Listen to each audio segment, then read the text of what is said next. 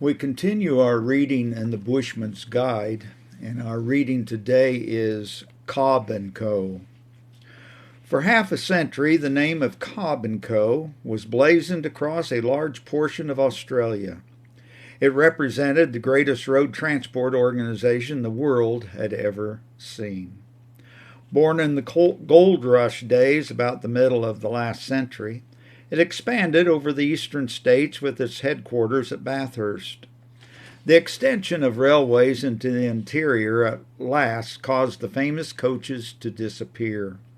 But it was not until 1924 that the last was withdrawn from the roads in the service between Yulba and Surat in Queensland. Originally, the coach services carried passengers and gold under police escort at a time when bushrangers were a menace in various country districts. At first, they carried some mail incidentally, but later became the principal means for the transmission of mails throughout the inland. On thousands of miles of lonely bush tracks, the very capable drivers took their splendid horses and vehicles through gullies and flooded streams, over plains and mountains, till they became a symbol of Australian life. At hundreds of outback centers, it was a thrilling sight to see the arrival of these coaches when, and I quote, lit with flashing lamps, old Cobb and Co's in royal state went dashing past the camps, end of quote. In their heyday, Cobb and Co's were harnessing 6,000 horses a day and traveling 100,000 miles a week. Mr. Will Lawson relates a story of an Australian traveling by stagecoach in America. The stranger inquired of the stage driver, and I quote, who made the harness, end of quote. On learning that it was made by a saddler in a town just ahead, the Australian called on the saddler and ordered 500 sets of harness. He then called at the local bank and made arrangements for the payment of the account. A little later, the saddler was requested to call at the bank to discuss his overdraft. Business prospects were not bright. "And have you no big orders which might help?" the banker asked. "No, only an order by a madman from Australia for 500 sets of harness, but he must have been mad." "Well," said the banker, "he was mad enough to leave a draft here to pay for the harness when you have shipped it." The Australian was named Rutherford, the head of Cobb and Co. The saddler had been in difficulties, but could not believe that the great order placed with him was genuine. It was too good to be true. Unbelief had been keeping him in poverty until the banker convinced him that the money was at hand to cover the order given.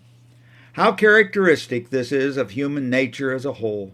Unbelief is a very common thing. When the stranger of Galilee walked among men with the offer of pardon and a home among the palaces of the King of Heaven, he was treated as one who was mad. Such an offer could not be true. He was, to all appearance, a man as other men. Could it be that he was the eternal Son of God? Could it be that at his command were all the treasures of eternity? For you know the grace of our Lord Jesus Christ, how that though he was rich, yet for your sakes he became poor, that ye through his poverty might be rich. And when he was rich, and when was he rich? It's a question. Was it when he was born in the manger of Bethlehem and lay in the straw where the animals fed? Was he rich as he worked in the carpenter's shop in Nazareth? Was he rich when in manhood's prime he moved about without a home or income? When he spent nights in the mountains and had not where to lay his head? Was he rich in life when he had no possessions and in death was laid in a borrowed grave? Yet he was rich and became poor. He was rich among the angels of heaven and in the light and love and gladness of the Father's house. In his last great prayer, John 17:5, he spoke of the glory that he had with the Father, and I quote, "before the world was," end of quote.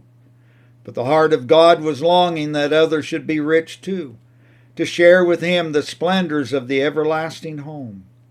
And so Christ came to his sinful and stricken creation, where riches are only fleeting dreams, for none can last more than a little while.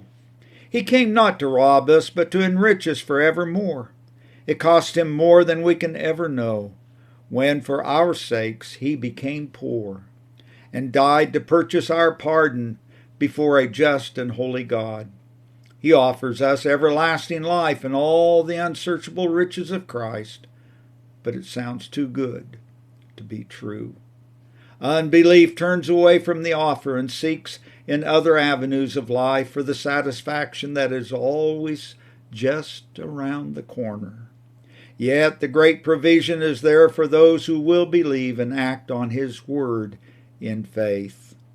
His hand is still held out, and on that hand is the nail mark reminding us of the sincerity of His word and the greatness of His love. I quote, "The hand that wrought wonders in days of old holds treasures more precious than gems or gold, the price of redemption from sin and shame, the gift of salvation through Jesus' name." End of quote.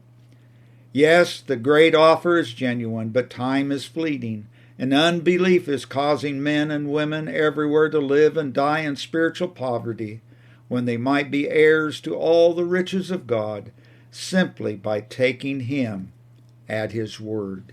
To God be the glory.